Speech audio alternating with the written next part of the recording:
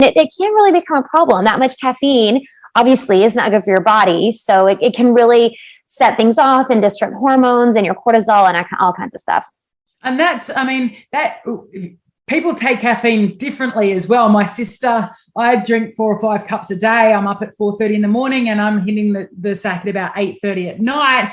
And it doesn't even give me the jitters anymore. Whereas my sister, if I order her a coffee, she's shaking for hours afterwards. That's me too. That's me too. And my husband is like you. My husband can drink it right before he goes to bed. It will not affect him at all. I would be awake for days if I drank a cup of coffee before. So I'm the same way. And it's funny because that's the other piece that people understand is how people's bodies metabolize things differently and detoxify differently. And so caffeine does affect people. It doesn't affect everybody the same.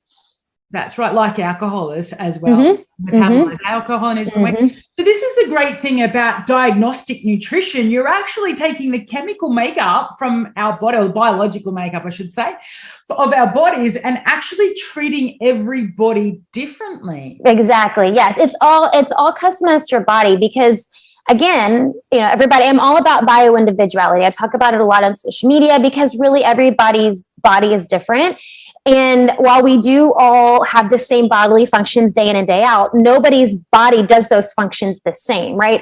It's affected by our hormones, in our environment, in our stress levels, in our genetics, in our ethnicity. Like there's so many things that affect how our bodily processes are done, right? And so that's kind of the approach that I take as an FDNP is doing the functional labs. You do a super in-depth intake process to really see what's going on in the body and how each specific body works to come up with the best plan of action for, whatever it is that the client is dealing with. Have you realized with your client, like for me, my clients underestimate the impact of cortisol on the body.